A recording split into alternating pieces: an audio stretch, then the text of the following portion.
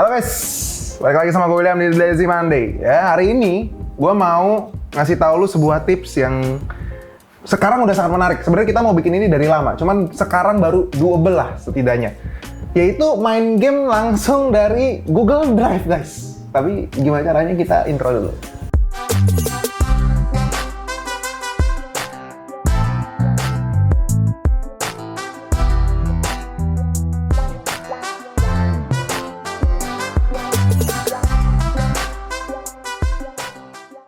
Ya sebenarnya technically bukan Google Drive sih, tapi bisa ya let's say bisa ya cara kerja sama lah kayak Google Drive ya. Lu punya cloud, cuman si infrastruktur cloudnya dari rumah, yaitu ini dia Synology ya. Yang di sini sebenarnya kita dikasih sama Synology itu yang DS1522. Memang ini agak overpower untuk orang rumahan karena dia tuh 5B.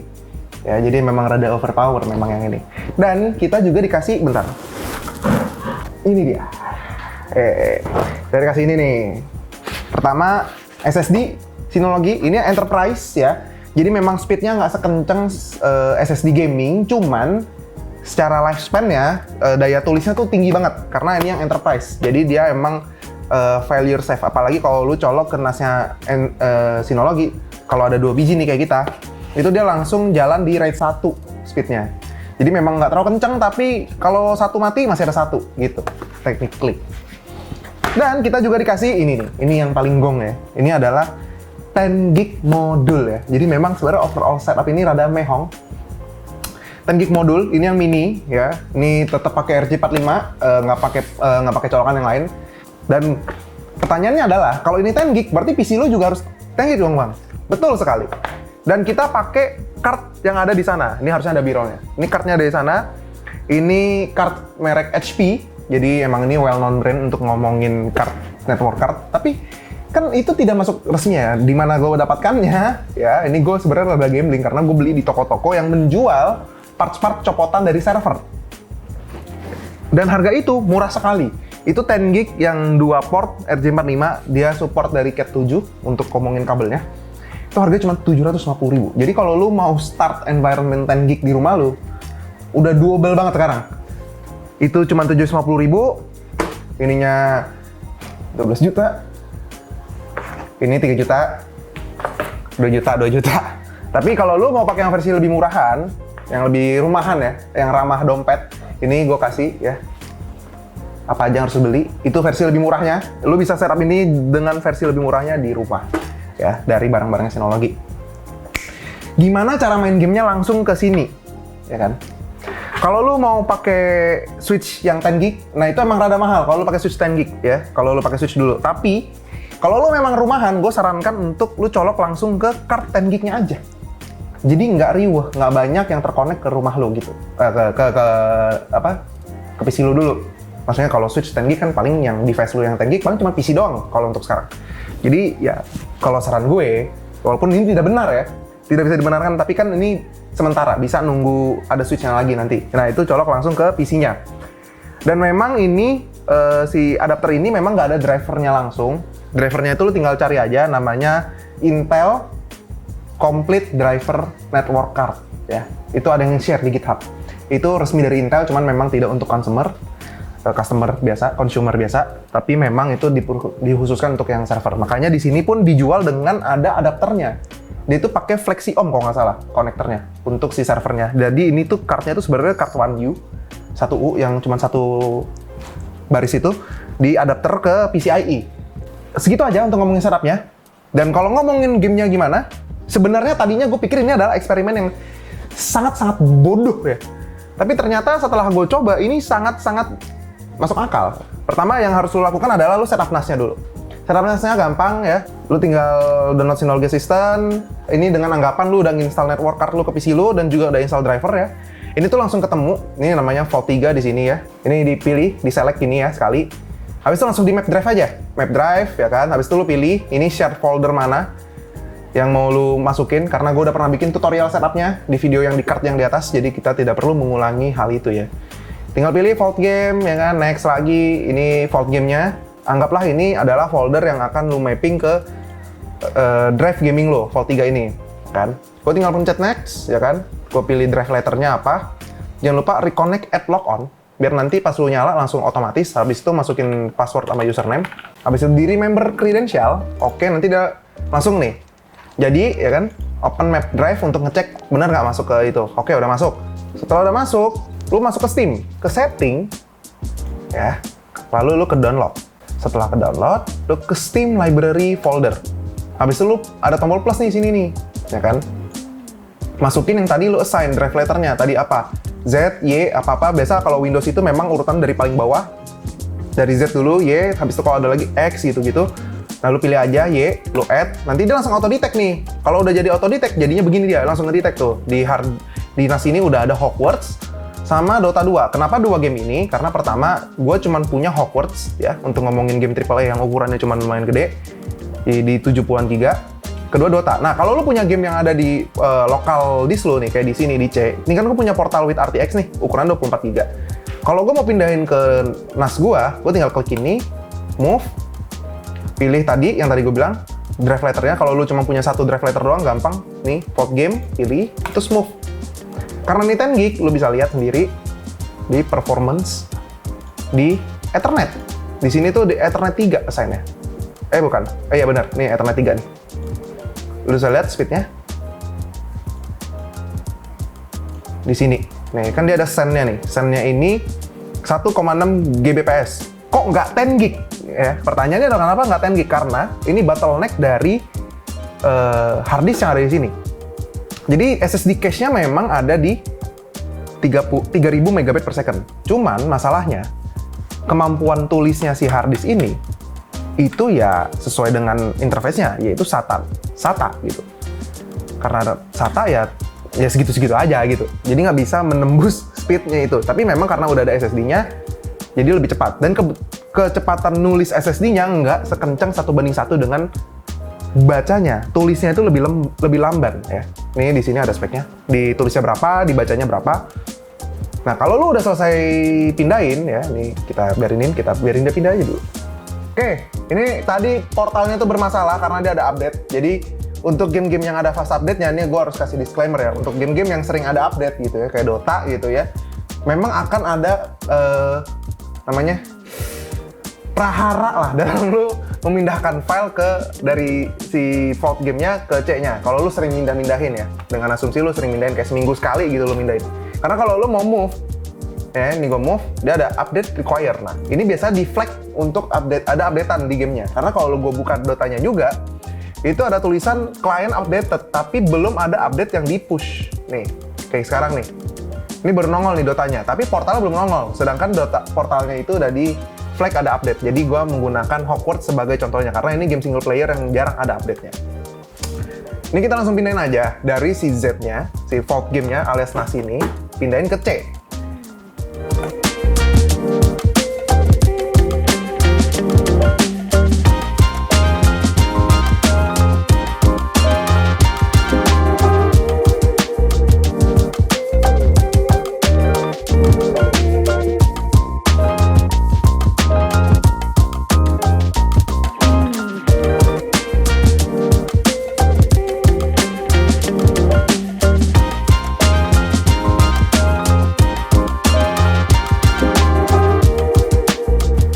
Nah, ini udah ke copy ya, lo bisa lihat sendiri timernya berapa lama ya itu ya di video ya. Dan kalau ngomongin speednya, ini tercap di 2 gigabit per second ya. Ini adalah kecepatan maksimal dari SSD-nya. Dan kalau lo ngelakuin hal yang sama, ya, gue balikin lagi ke sini, ke NAS-nya nih. Ini kan ada nih, send. Ya. Ini akan tercap di sekitar 2 gigabit juga. Karena balik lagi, speed dari SSD di PC ini menjadi bottleneck. Kalau PC lu udah Gen 4, ya, semakin lu upgrade ya, ini akan semakin terutilize dengan baik ya. Walaupun nanti ada cap-nya itu di sekitar 3-4 gigabit per second. Tapi kalau lu buat main game, ini yang saya tidak sangka-sangka ketika menulis konten ini. Ya, kayak ini main Hogwarts nih ya, gue play nih. Ini masih ada di NAS ya. Ada di, oh ini masih di C. Ini di C, ini kita mainin sebagai perbandingan. Dan kita lihat nih pasti akan biasa saja. Nggak ada masalah apa-apa lah gitu.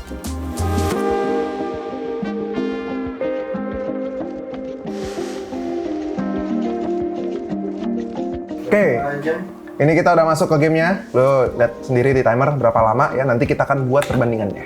Kita masuk ya, ada di hostesnya ya. Ini gue settingannya ini semua rata kanan. Jadi gue make sure semua yang ada di sini bukan bottleneck dari hardware kecuali SSD karena memang SSD-nya mau sekenceng-kencengnya juga 7 GB per second. Nih semuanya ultra, on, ray tracing ultra ya. Di sini DLSS-nya quality dan sharpness-nya 0 dengan resolusi 4K. Ini layarnya 60 fps, jadi 60 Hz, jadi memang akan tercap di 60 ya. Ini 59 stabil. Iya, masuk ke garden-nya gue. Ya. Ini loadingnya ya lu bisa lihat dah ya, ini game pada umumnya gitu, Hogwarts pada umumnya. Bisa lihat teksturnya semua loadingnya aman, tentu karena memang dari SSD langsung.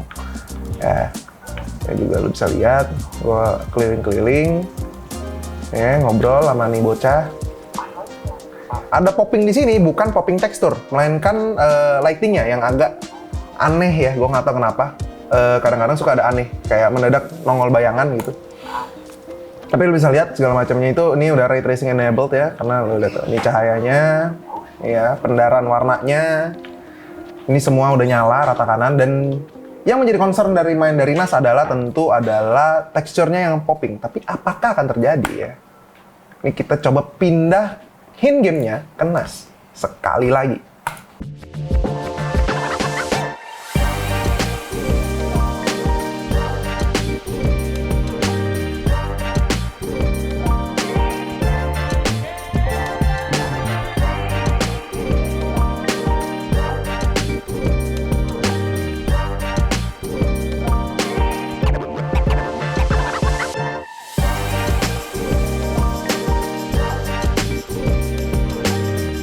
Oke, ini udah kepindah.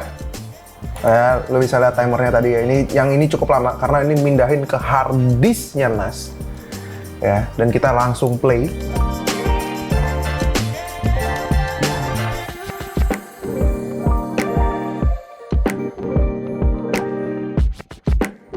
Bisa lo lihat sendiri ya. Wah, di sini baru berasa. Di sini kalau lo bandingin sama tadi, entrance scene ke sini ini pas ketika lightingnya masuk ke dalam, apa kayak ngerender ini enggak secepat tadi di SSD langsung ya.